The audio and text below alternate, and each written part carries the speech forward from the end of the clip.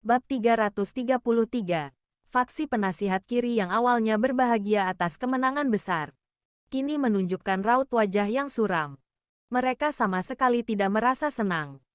Sebaliknya faksi penasihat kanan tampak sangat puas dengan sudut bibir mereka yang sedikit terangkat. Mereka kemudian berpisah dan meninggalkan ruang. Baca kerajaan. Suhendra mengernyit sembari berkata, "Ada apa dengan Raja? Tuan Wahyudi begitu berbakat. Kenapa beliau enggak menghargai orang berbakat seperti dia?" Tirta menjawab dengan ekspresi datar. "Raja merampas rahasia pembuatan senjata Tuan Wahyudi tapi hanya memberikan imbalan berupa 1 juta gabak dan pangkat pejabat tingkat ke-9. Raja benar-benar." Beliau. Kemal berbicara dengan gemetar. "Ini nggak bisa dibiarkan. Kita akan membicarakannya lebih lanjut saat pertemuan berikutnya." Raja tidak memberikan hadiah yang sepadan dengan prestasi Tuan Wahyudi. Lebih parahnya lagi, beliau bahkan merampas rahasia pembuatan senjatanya. Apakah seluruh istana akan menyetujui tindakannya ini? Ketiga penasihat itu merasa pusing. Penasihat kiri sedang dalam suasana hati yang buruk dan tampaknya akan melawan kehendak raja. Pada hari yang sama di kota pusat pemerintahan Jagabu, meskipun telah merebut kembali perbatasan Loko selama 3 hari, mereka masih sangat sibuk di kota mereka. Harus merawat para prajurit yang terluka, menghitung jumlah prajurit yang tewas dan menyiapkan kompensasi untuk keluarga mereka. Mereka juga harus mengirim pasukan ke perbatasan Loko untuk memperbaiki kerusakan yang terjadi selama pertempuran. Selain itu mereka juga harus mengawasi pasukan yang menyerah dari bangsa Agrel agar mereka tidak menciptakan masalah. Memproduksi senjata untuk menyerang dan bertahan. Ada beragam pekerjaan yang tak ada habisnya. Untungnya mereka berhasil memenangkan kemenangan besar dan menggulingkan 100.000 prajurit elit bangsa Agrel. Hal ini membuat semangat pasukan dan rakyat membludak. Bangsa Agrel telah kehilangan 100.000 prajurit elit sehingga tidak akan mampu menyerang perbatasan Loko dalam 10 tahun ke depan. Segala jenis aktivitas bisnis di kota juga kembali menjadi sangat sibuk. Semua orang tampak tersenyum ceria. Wira juga berada di kota. Awalnya dia ingin kembali ke Kabupaten Uswal, tetapi terpaksa untuk tinggal lebih lama usai bertempur selama 2 hari secara berturut-turut. Meskipun telah membuat perencanaan yang baik, tetap saja ada lebih dari 3.000 prajurit yang tewas dan lebih banyak lagi yang terluka. Kompensasi untuk prajurit yang tewas atau terluka sangatlah kecil. Setiap prajurit hanya diberikan 3 potong sutra dan akan dibagikan selama 3 tahun berturut-turut. 1 potong sutra bernilai sekitar 30.000 gabak, itu setara dengan 90.000 gabak, bahkan kurang dari 100.000 gabak. Wira merasa tidak puas akan hal ini dan ingin memberikan kompensasi tambahan kepada para prajurit yang terluka. Selain itu Wira juga hendak memberikan pinjaman kepada para pekerja di tambak garam agar mereka bisa memulai produksi kembali. Akan tetapi saat ini Wira kekurangan uang karena semua kekayaannya telah digunakan untuk berinvestasi. Untungnya setelah merebut kembali perbatasan Loko, nilai aset Wira tiba-tiba meningkat. Para keluarga bangsawan, keluarga besar dan pejabat yang mendengar berita ini juga mulai kembali. Hanya dalam 3 hari belasan keluarga bangsawan, keluarga besar dan pejabat mengutus orang untuk mengajukan penawaran pembelian kembali properti yang mereka jual dengan harga 2 hingga 3 kali lipat. Lebih tinggi dari harga awal. Wira tidak ingin berurusan dengan orang-orang ini, sehingga membiarkan Dian yang menanganinya. Sementara dia sendiri sangat sibuk mengurusi banyak prajurit yang terluka. Pada zaman ini, perawatan luka sangatlah sulit.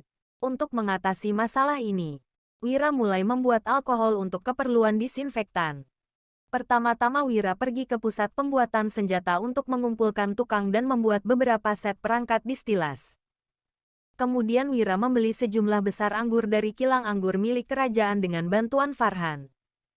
Setelah itu Wira menggunakan perangkat distilasi untuk memproses anggur tersebut dan mendapatkan alkohol dengan kadar sekitar 75%.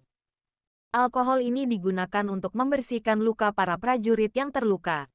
Ketika Wira tiba di tenda tentara yang terluka, dia memperhatikan bagaimana para dokter militer merawat luka mereka. Wira langsung mengenyit seraya berkata, Untuk merawat luka prajurit kalian harus membersihkannya dulu dengan alkohol untuk memastikan nggak ada infeksi. Setelah itu kalian baru membungkus luka dengan perban. Perban yang digunakan harus direbus dalam air mendidih dulu. Untuk mendesinfeksi agar luka nggak bernanah. Ini akan membantu pemulihan prajurit lebih cepat.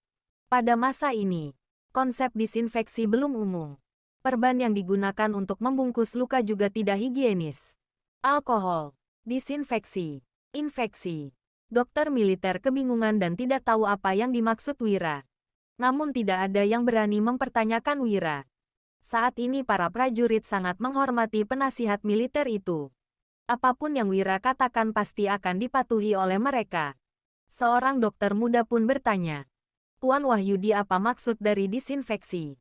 Wira berpikir sejenak lalu menjawab, "Ada beberapa hal yang nggak bisa kita lihat bahkan lebih kecil dari debu di bawah sinar matahari. Hal-hal kecil itu ada di pisau dan kain perban. Itu sebabnya luka bisa membusuk. Cukup dengan membersihkan luka dengan alkohol dan merendam kain perban dalam air mendidih. Kalian bisa membunuh hal-hal kecil ini. Itu akan membantu luka pulih lebih cepat." Dokter muda itu mengernit sambil berkata hal-hal yang lebih kecil dari debu bahkan nggak bisa dilihat dengan mata telanjang. "Tuan Wahyudi, bagaimana kamu bisa tahu? Aku adalah dokter dari 9 generasi. Keluarga yang berpengalaman dalam praktik medis. Tapi ini adalah hal yang belum pernah kudengar sebelumnya." Banyak dokter di sekitar yang juga menoleh ke arah Wira dengan rasa penasaran dan ragu-ragu terhadap pernyataannya. Mereka menghormati Wira dalam hal militer. Tetapi pria itu ingin menantang otoritas mereka dalam praktik medis. Sekarang hal ini membuat mereka merasa tidak senang. Menghormati Wira adalah hal yang berbeda. Kini dia yang tidak memiliki latar belakang medis itu hendak memberi arahan dalam masalah medis. Satu persatu dari dokter militer itu pun tampak kesal. Bagaimanapun arahan dari orang awam memang sangat sulit untuk mendapatkan kepercayaan dari para profesional. Wira menatap dokter muda itu dan tidak marah. Sebaliknya dia bertanya sambil tersenyum. "Siapa namamu?" Dokter militer muda itu menjawab dengan angkuh. "Tuan Wahyudi, aku adalah Junaidi, lawang dokter terbaik di militer." Dia sangat mengagumi Wira dalam hal strategi pertempuran. Tetapi mengobati pasien adalah keahliannya. "Junaidi, kalau ke depannya ada kesempatan, aku akan memberitahumu. Bagaimana aku bisa menemukannya?" Janji Wira. Dia menyemangati dengan suara tegas, "Tapi saat ini kalian harus mengikuti perintahku. Ini adalah perintah militer." Konsep mikroorganisme dan bakteri sangat sulit diterima oleh orang-orang pada masa ini. Hanya ketika mereka sudah bisa membuat kaca dan menciptakan mikroskop, barulah mereka akan benar-benar memahaminya. "Baiklah," jawab Junaidi seraya menunduk dengan enggan. Sekelompok dokter militer juga menundukkan kepala mereka sebagai tanda setuju dan segera menyiapkan perban bersih. Di tenda tentara yang terluka, terdengar jeritan prajurit ketika proses disinfeksi alkohol dimulai. Saat melihat ada dokter militer yang langsung membalut luka prajurit yang panjangnya melebihi 7 cm. Wira lagi-lagi mengumpulkan para dokter militer. Kemudian Wira menjelaskan semua luka yang terlalu panjang dan sulit untuk dipulihkan harus disinfeksi dengan alkohol dulu. Lalu dijahit dengan jarum dan benang usus kambing yang telah disinfeksi seperti halnya menjahit baju. Dengan cara ini, luka akan pulih lebih cepat. Sekelompok dokter militer itu tercengang. Manusia menggunakan usus kambing seperti halnya menjahit baju sebelum lukanya pulih. Bukankah prajuritnya sudah akan mati kesakitan? Ini sangat tidak masuk akal.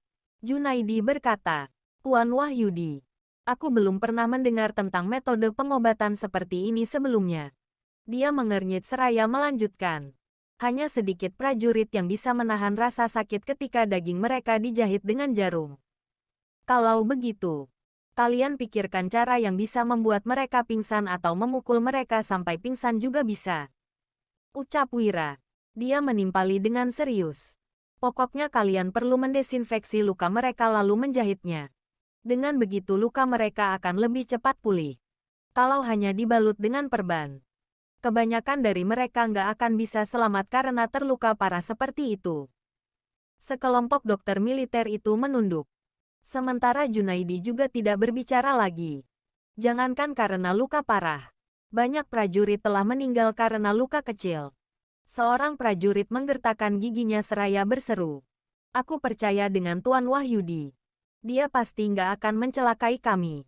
Tolong jahit lukaku. Aku bisa menahannya. Benar. Tuan Wahyudi nggak akan mencelakai kami. Kami percaya dengan metode Tuan Wahyudi. Banyak prajurit terluka yang ikut bersorak. Junaidi dan para dokter militer segera pergi mencari usus kambing dan dipecah menjadi garis-garis tipis. Wira menimpali lagi, ingat sisa luka harus diangkat sampai bersih dan cari cara untuk menghentikan pendarahan. Terlalu banyak kehilangan darah bisa menyebabkan kematian. Selain itu, kalau ada urat tangan atau kaki yang terputus, kalian harus menghubungkannya kembali. Kalau enggak, setelah lukanya pulih mereka mungkin akan menjadi orang cacat. Saat para prajurit yang terluka mendengar hal tersebut, tatapan mereka berubah menjadi penuh harapan. Biasanya luka pedang di tangan atau kaki akan membuat seseorang menjadi cacat. Meskipun lukanya sudah pulih, para prajurit juga tidak punya tenaga untuk melakukan pekerjaan berat dan tidak bisa menghidupi keluarganya. Hal itu sama dengan tidak punya harapan lagi di masa depan. Kini setelah mendengar perkataan Wira bahwa urat kaki dan tangan bisa disambungkan kembali, mereka langsung merasa ada harapan. Sambungkan urat tangan dan kaki, seru Wira. Junaidi tertegun sejenak, lalu bertanya, Tuan Wahyudi, ini terlalu sulit. Kami belum pernah menghubungkan urat tangan dan kaki. Kami bahkan gak tahu bentuknya seperti apa. Bagaimana cara menghubungkannya? Bab 335. Memangnya kalian gak bisa belajar? Kalau belum pernah melihatnya, tanya Wira, kemudian dia melanjutkan. Aku akan segera mengatur agar beberapa mayat bangsa Agrel dikirim ke sini. Kalian dapat membedah dan melihat apa itu urat tangan dan kaki. Setelah itu, kalian bantu para prajurit untuk menghubungkannya. Membedah mayat. Sekelompok dokter militer terdiam, termasuk Junaidi. Bahkan ada beberapa dari mereka yang ketakutan. Pada masa ini, banyak orang percaya pada adanya roh dan hantu. Sehingga jarang ada yang mendekati mayat. Apalagi melakukan pembedahan. Permintaan Wira ini membuat mereka terkejut hingga kehilangan akal. Wira menjelaskan, ini adalah cabang ilmu medis yang baru. Siapapun yang bisa melakukannya akan menjadi yang terbaik dalam bidang ini.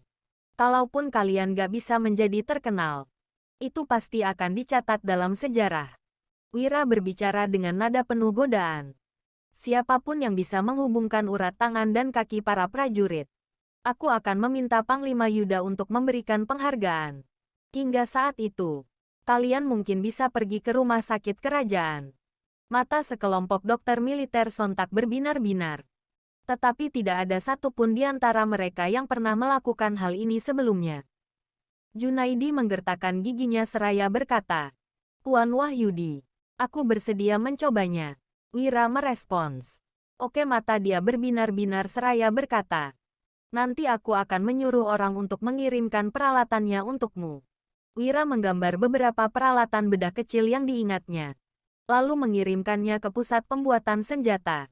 Sebelum peralatannya selesai dibuat, Yuda menghampirinya dan berkata, Tuan Wahyudi Diandra dan ajudannya ingin bertemu denganmu. Wira melambaikan tangan sambil menolak. Nggak perlu. Putra Raja Tanwin ini selalu meminta untuk bertemu dengan Wira semenjak ditawan. Akan tetapi, Wira tidak ingin menghabiskan waktu untuk orang semacam itu. Yuda tersenyum getir sambil bertanya, Tuan Wahyudi, kenapa kamu lebih memilih untuk bertemu dengan prajurit biasa bangsa Agrel dibandingkan dengan Pangeran Diandra? Beberapa hari ini, Wira memerintahkan untuk menyediakan makanan dan minuman yang enak untuk para prajurit bangsa Agrel. Saat ada waktu, Wira juga akan mengunjungi para prajurit bangsa Agrel dan mengobrol dengan mereka. Banyak prajurit yang percaya bahwa Wira sedang menyelidiki bangsa Agrel untuk persiapan masa depan. Akan tetapi Wira memiliki maksud yang lebih terselubung, yaitu menghancurkan semangat perang para bangsa Agrel. Apabila bangsa Agrel benar-benar ingin bernegosiasi dengan kerajaan Nuala, prajurit mereka akan dipulangkan. Hingga saat itu, Setelah mendengar bahwa mereka bukan hanya tidak dibunuh di medan perang melainkan mendapatkan makanan yang layak dari kerajaan Nuala. Begitu situasi perang berada dalam posisi yang tidak menguntungkan. Prajurit bangsa Agrel mana yang akan bertarung mati-matian? Wira tersenyum sambil berkata, prajurit bangsa Agrel biasa bisa ditarik ke pihak kita. Tapi Giandra nggak bisa. Dia punya harga diri yang terlalu tinggi. Yuda terdiam. Dia sangat kebingungan. Sehingga hanya berkata, sebaiknya kamu meluangkan waktu untuk menemuinya. Giandra sangat nggak puas dengan kekalahannya. Dia selalu terlihat sangat emosi. Belakangan ini, aku khawatir dia akan membuat masalah besar. Hingga saat ini bangsa Agrel bisa jatuh ke tangan musuh. Baiklah, jawab Wira. Keduanya pun datang ke tenda tentara pembelot. Semua prajurit bangsa Agrel yang ditawan telah dilepaskan dari peralatan tempur. Mereka lalu mengenakan pakaian tipis dengan tangan dan kaki mereka yang dirantai. Mereka berkumpul di tenda-tenda kecil untuk menghangatkan diri. Di dalam sebuah tenda, Giandra dan Bagas yang kaki tangannya juga dirantai tengah duduk mengelilingi mangkuk api. Mereka berdua terlihat sangat tertekan. Begitu Wira dan Yuda memasuki tenda, Giandra merasa kaget dan memandang Wira lekat-lekat. Layaknya seekor elang yang menatap buruannya. Dia berkata dengan heran, kamu adalah Wira penasihat militernya Yuda. Ia kenapa ingin bertemu denganku? Apa kamu ingin memakiku? Jawab Wira. Dia mengangkat alisnya seraya berkata, tapi aku punya temperamen yang buruk. Aku nggak akan menoleransi siapapun. Tuan Wira, kamu sudah salah paham, ucap Giandra. Dia mendongak sambil menjelaskan, bangsa Agrel menghormati pejuang sejati. Meskipun kamu membunuh ayahku dan menumpaskan 100.000 kavaleri bangsa Agrel, aku benar-benar membencimu. Tapi aku lebih mengagumi kecerdasanmu. Aku hanya ingin melihat orang seperti apa yang bisa mengalahkanku. Orang seperti apa yang bisa merancang rencana yang begitu luar biasa. Jelas Giandra. Wira melambaikan tangan seraya berkata, kalau begitu kamu sudah melihatku sekarang. Kalau nggak ada hal lain, aku akan pergi dulu. Tunggu, seru Giandra. Bersambung.